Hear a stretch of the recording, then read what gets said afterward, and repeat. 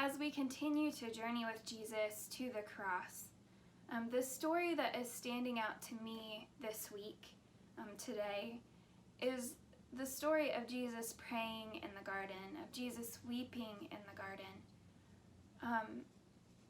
I feel like this is an especially great story for our time, a great part of this journey for our time and what we're going through.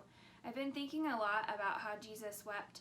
Jesus wept when his friend Lazarus died, and now he weeps again here. And it says he is like overwhelmed. He's in anguish. And it also talks about the disciples falling asleep because of their grief. And in other translations of the Bible, it says because their sorrow was so heavy.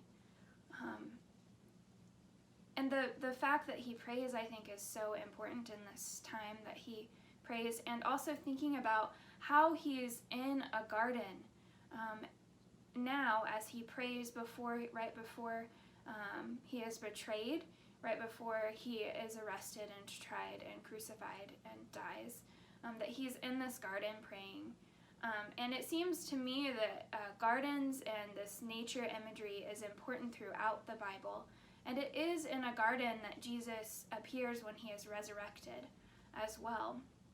And so I think that that is something to ponder, especially in this time as we are entering into spring, as spring has begun and the flowers are starting to bloom and things are starting to change.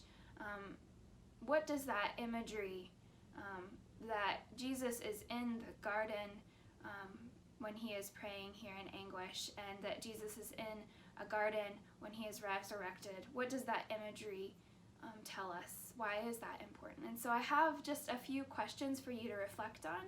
Maybe you bring your own questions as well. I would encourage you to write those down if you'd like, to write these questions down if you'd like, and continue to reflect on them throughout the service.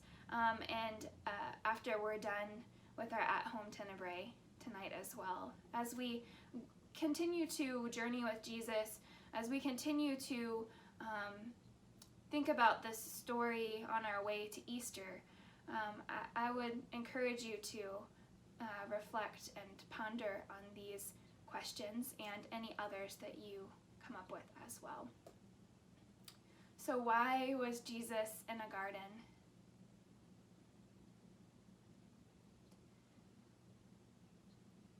And why did Jesus pray in this time of anguish? What might that say to us today?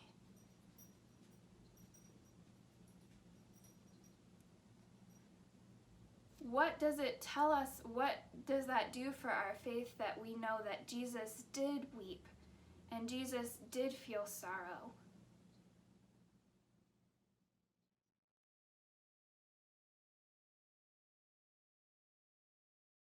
Have you ever felt such a heavy grief and sorrow that all you want to do is sleep? Can you connect with the disciples here?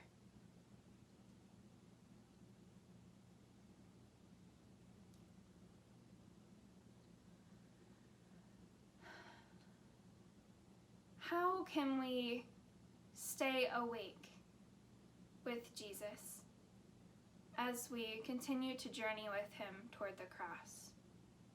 How can we stay awake with one another in our grief? Is it okay to allow time for us to be filled with sorrow, for us to be tired and sleepy? Is that okay too?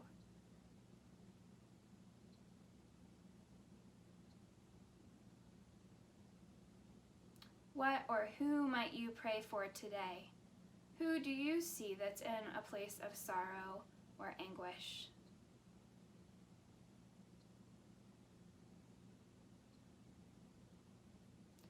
What does it mean that that God entered into our suffering, that God walked with us in this way?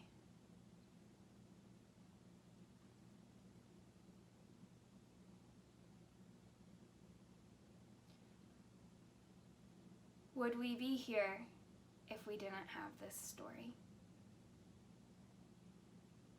This story of God's love, this story of crucifixion, as we look toward that hope that we find on Easter. And how is it with your soul today? How might God be speaking to you through this Holy Week story? How might God be speaking to your heart and your life today?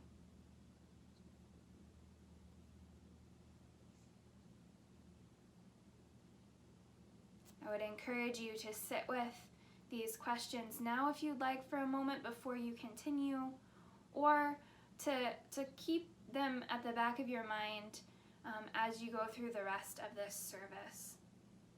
And as we wait tomorrow on Saturday, I would encourage you to continue to ponder them and reflect, to continue to pray in this time of anguish and grief.